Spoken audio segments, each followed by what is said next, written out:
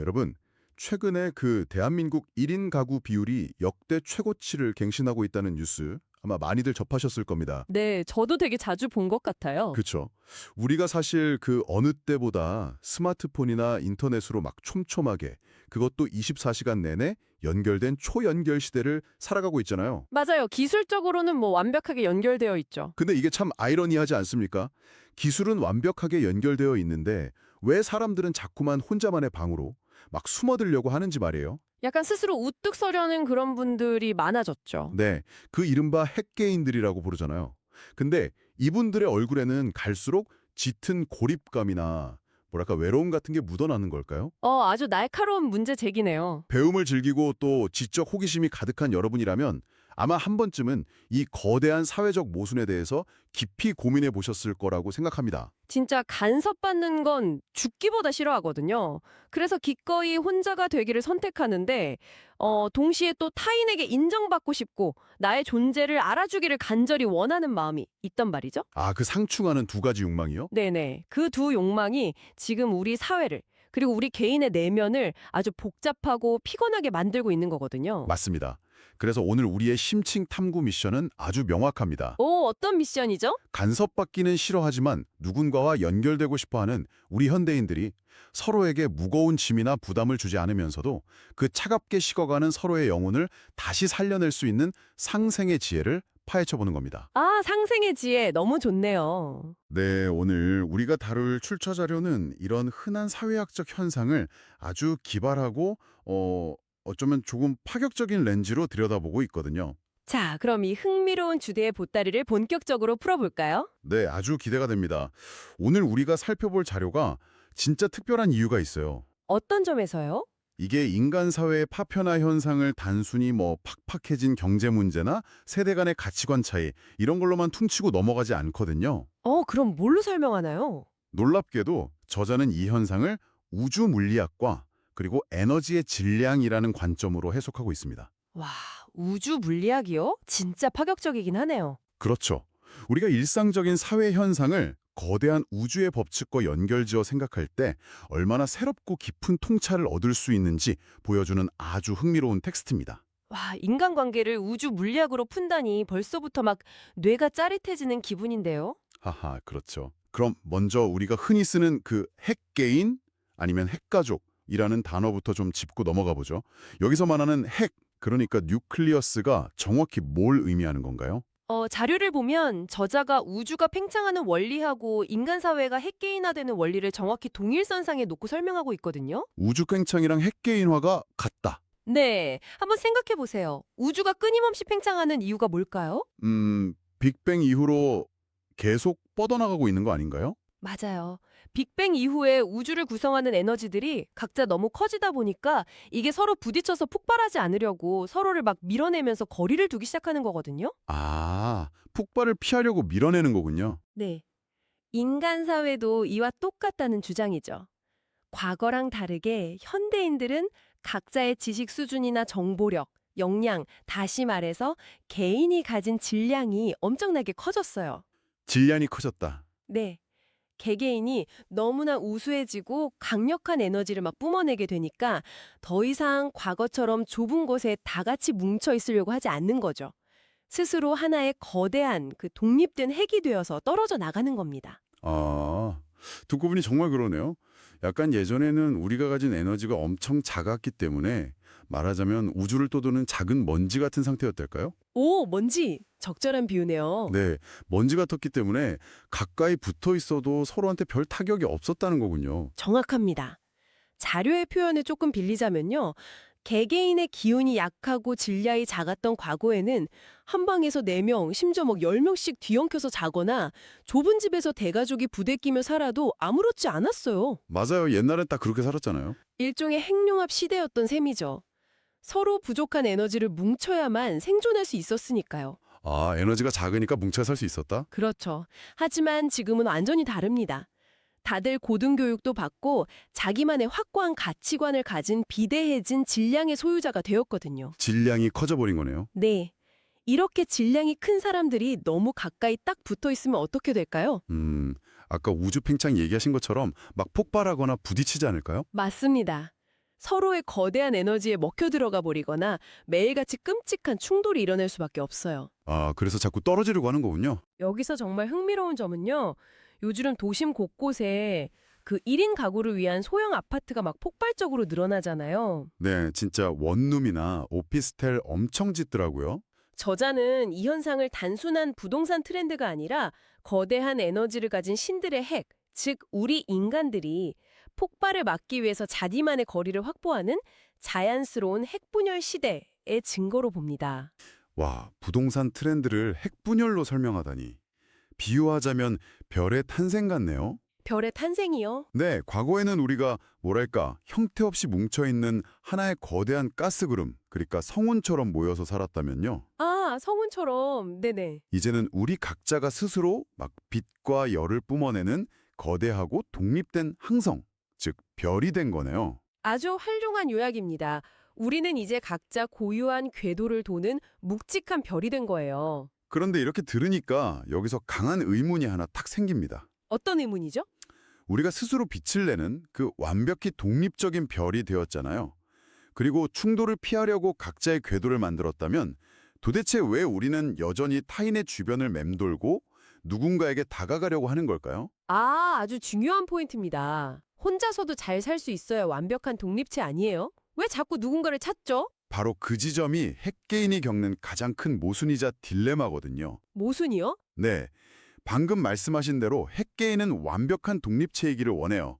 그렇기 때문에 누군가 자신의 궤도를 조금이라도 침범하는 것, 즉 내 삶의 방식에 간섭하는 것을 극도로 혐오합니다. 맞아요. 간섭 진짜 싫어하죠. 잔소리 극혐하잖아요, 다들. 특히 현대의 지성인들은 지식을 갖추면서 더더욱 확고한 독립체로 변모하고 있거든요. 하지만 완벽해 보이는 이 별들에게도 치명적인 한계가 찾아옵니다. 한계요? 각자 궤도를 잘 돌고 있는데 대체 어떤 한계에 부딪히는 건가요? 자신이 가진 질량, 그러니까 자신이 현재 보유한 역량이나 에너지보다 훨씬 더 큰 활동을 하려 할 때 부딪히는 한계예요. 아, 자기 힘을 벗어나는 일을 할 때요? 맞습니다. 내 힘만으로는 도저히 감당이 안 되는 큰 프로젝트를 성공시키고 싶거나 아니면 현실의 거대한 장벽에 쾅 부딪혀서 스스로의 에너지가 완전히 고갈되었을 때요. 그때 비로소 인자는 자존심을 꺾고 타인에게 다가가서 도움을 청하게 되는 겁니다. 이 부분이 정말 흥미로운데요, 전문가님. 솔직히 말해서 평소에는 막 내 인생에 간섭하지 말라고 철벽을 치잖아요. 그렇죠. 아무도 못 다가오게 하죠. 근데 막상 자기가 아쉽고 에너지가 모자랄 때만 쏙 다가가서 도움을 바란다면 이거 너무 이기적이고 얄미운 태도 아닌가요? 하하, 인간적으로 보면 얄밉죠. 만약 누군가 저한테 그런 식으로 다가온다면 도와주는 제 입장에서는 도대체 이걸 어떻게 받아들여야 할지 굉장히 혼란스러울 것 같거든요. 일상적인 감정으로는 당연히 얄밉고 괘씸하게 느낄 수 있어요. 하지만 이 자료는 그 상황을 도덕적인 잣대로 비난하기보다는 철저히 에너지의 역학관계로 아주 냉철하게 분석합니다. 에너지의 역학관계로요? 네, 부모와 자식 간이든 친구 사이든 상대가 독립체로 살아가기를 원한다면 일단 철저히 간섭을 배제하고 놔두는 것이 우주의 기본 법칙이에요. 일단은 간섭하지 말고 놔둬라. 그렇죠. 그런데 누군가 굳이 내 궤도로 들어와서 도움을 청했다. 그것은 그 사람이 자기가 가진 에너지를 완전히 다 썼거나 스스로의 힘으로는 더 이상 앞으로 나아갈 수 없는 절대적인 결핍 상태에 빠졌다는 물리적인 증거라는 겁니다. 아, 완전히 방전돼서 스스로 궤도를 돌 힘조차 없는 그런 상태라는 거군요. 맞습니다. 그렇기 때문에 이 상황에서 우리가 던져야 할 질문은 이 사람을 불쌍히 여겨서 도와줄 것인가? 이게 아니에요.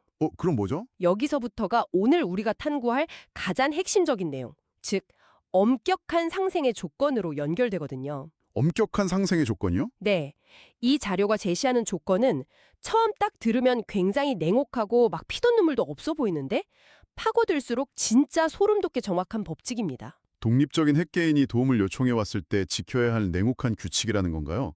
대체 그게 뭡니까? 자료에 따르면요, 현실적인 어려움에 처해서 물질적인 도움을 받으러 온 사람에게 내걸어야 하는 절대적인 전제 조건이 있습니다. 와, 긴장되네요. 바로 내 말을 듣지 않으면 절대 10원도 도와주지 마라. 이겁니다.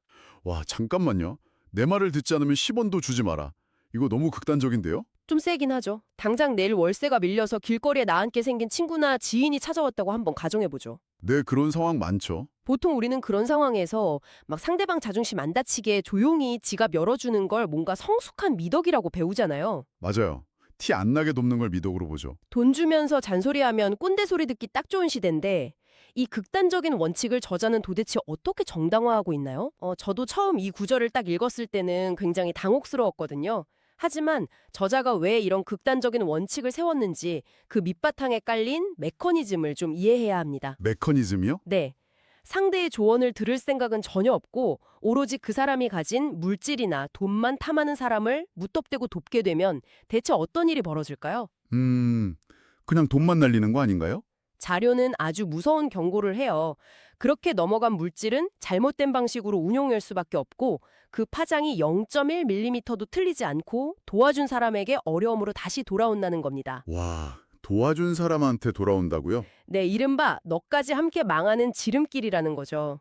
0.1mm의 오차도 없이 돌아온다니. 근데 이게 단순히 무슨 나쁜 업보나 카르마 같은 마법적인 이야기를 하는 건 아닐 테고 도대체 어떤 구조로 그렇게 되는 건가요? 이게 아주 논리적인 인과관계거든요.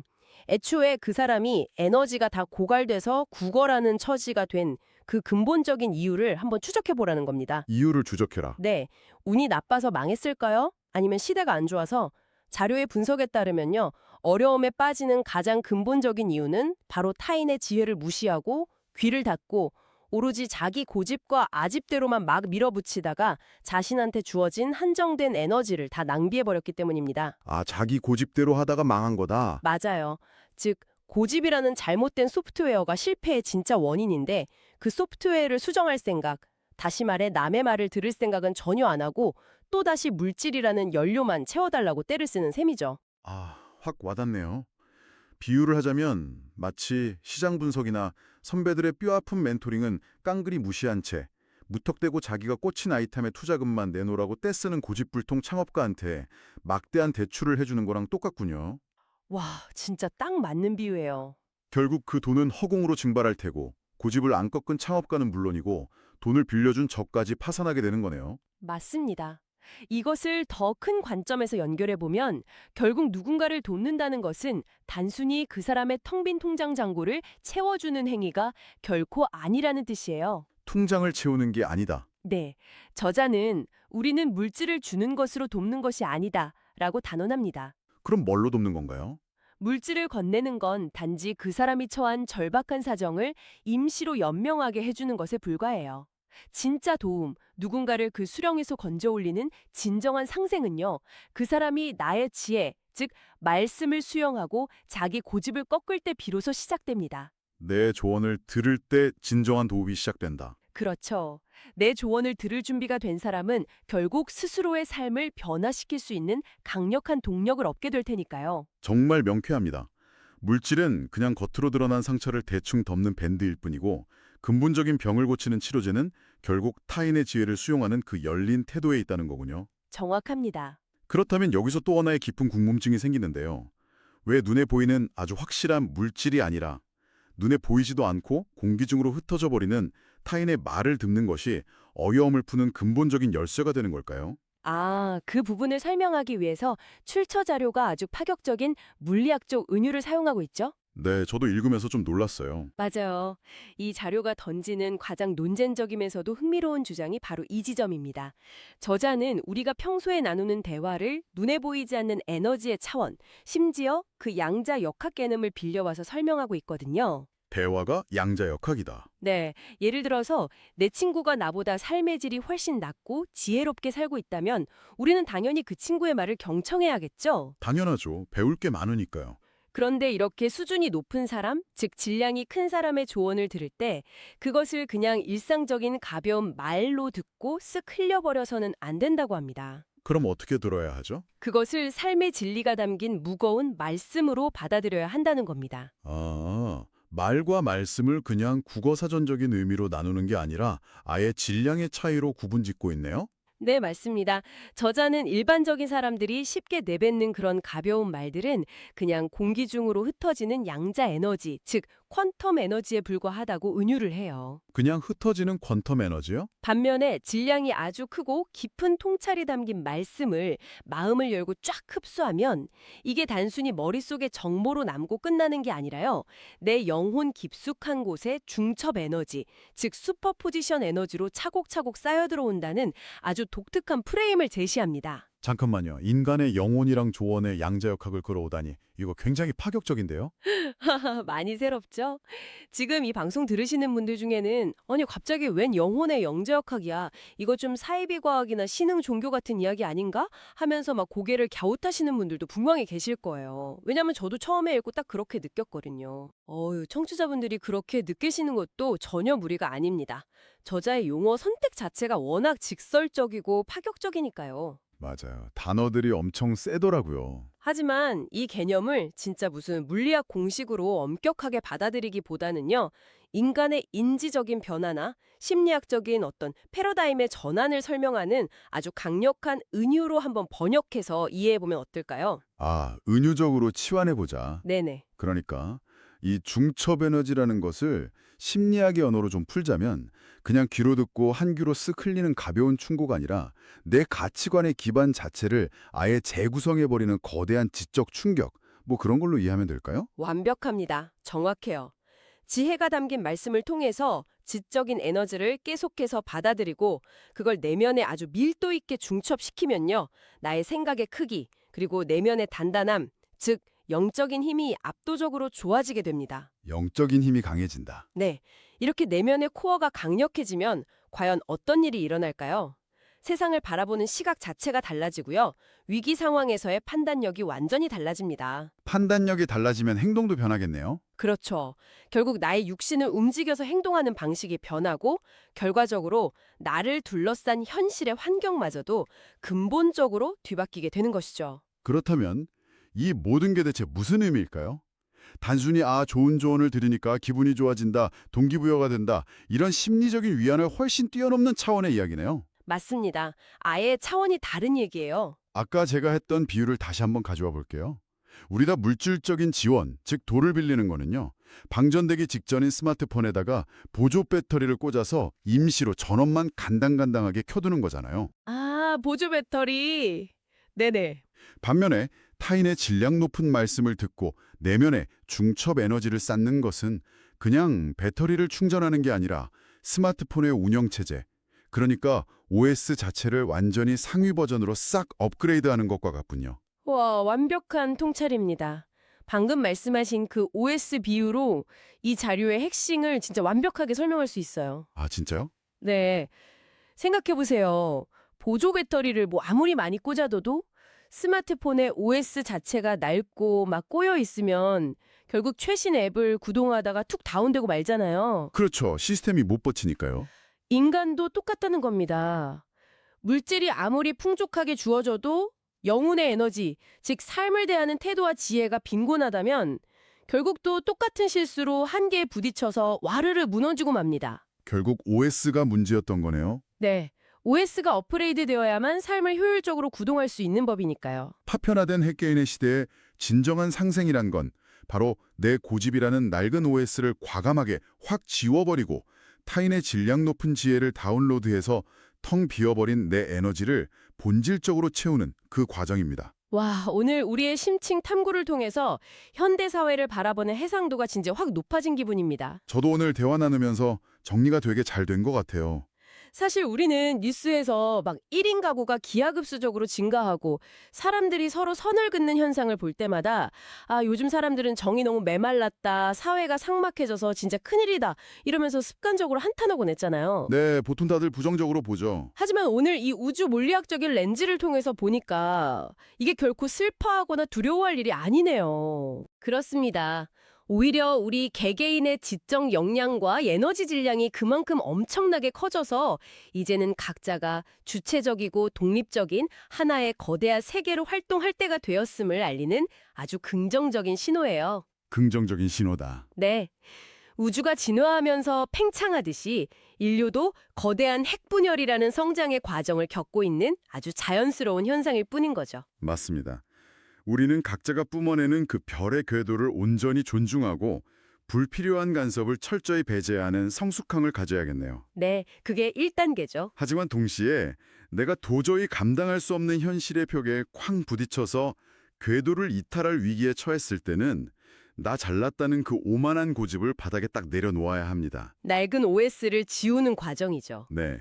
타인의 질량 높은 말씀을 아주 겸허히 수용하고 내면의 중첩 에너지를 쌓는 것. 이게 바로 서로의 독립성을 전혀 침해하지 않으면서도 차갑게 식은 영혼을 다시 뜨겁게 살찌우는 이 핵시대의 가장 완벽하고 냉철한 상생법이 아닐까 싶습니다. 정말 간섭과 의존이라는 그 양극단 사이에서 길을 잃고 방황하는 수많은 현대인들에게 아주 뼈아프면서도 명쾌한 나침반이 되어주는 훌륭한 통찰이었습니다. 자, 오늘 이 심층 탐구를 함께하고 계신 지적 호기심 가득한 여러분. 내일 아침 혹시 누군가 당신에게 무턱대고 도움을 덥석 청해오거나 아니면 반대로 당신의 에너지가 완전히 고갈되어서 누군가에게 SOS를 쳐야 할 상황이 딱 온다면 과연 어떻게 행동하시겠습니까? 아주 현실적인 질문이네요. 오늘 우리가 이렇게 치열하게 파헤친 냉혹하지만 본질적인 이 10원의 철학, 그리고 낡은 OS를 완전히 갈아엎는 중첩 에너지의 원리를 여러분의 일상 속 인간관계에 어떻게 적용해 볼 수 있을지 한번 상상해 보시기 바랍니다. 네, 꼭 한 번씩 고민해 보셨으면 좋겠습니다. 그런데 여기서 마지막으로 여러분의 뇌리를 스칠 아주 도발적인 질문 하나를 딱 던져보고 싶습니다. 오, 어떤 질문이죠? 에너지가 부족한 사람이 질량의 큰 사람의 지혜를 수용해서 스스로를 업그레이드한다는 원리는 이제 논리적으로 완벽하게 이해했습니다. 네, 중첩 에너지죠? 그렇다면 만약에 서로가 가진 역량과 에너지의 질량이 아주 완벽하게 동일한 진짜 한치의 양보도 할 수 없는 두 명의 거대한 핵개인이 정면으로 충돌하거나 아니면 반대로 엄청난 시너지를 내기 위해 협력해야 할 때는 과연 어떤 방식으로 이 에너지를 교환해야 할까요? 와, 질량이 똑같은 두 우주가 만난다. 네. 한쪽이 다른 쪽의 말씀을 일방적으로 수용하거나 굽힐 수가 없는 철저하게 동등한 두 우주들끼리의 만남에서는 과연 어떤 새로운 상생의 물리학이 작용해야 하는 걸까요? 오늘 이 심층 탐구를 마치고 각자의 자리에서 한번 깊이 고민해 보셨습니다 합니다. 아, 이것은 우리가 앞으로 마주할 더 깊은 관계의 질문이 되겠네요. 질량의 완벽한 균형 상태에서 일어나는 에너지의 교환이라 정답이 없는 아주 흥미로운 화두입니다. 그렇죠. 우주가 끊임없이 팽창하는 것처럼 세상을 바라보는 우리의 생각과 시야도 오늘 한 뼘 더 팽창했기를 바랍니다. 각자의 궤도에서 눈부시게 빛나는 독립된 별이 된 여러분, 다음 시간에도 우리의 낡은 OS를 새롭게 업그레이드 해줄 깊이 있는 자료와 함께 다시 찾아오겠습니다. 계속해서 여러분만의 거침없는 우주를 만들어 가시길 바랍니다.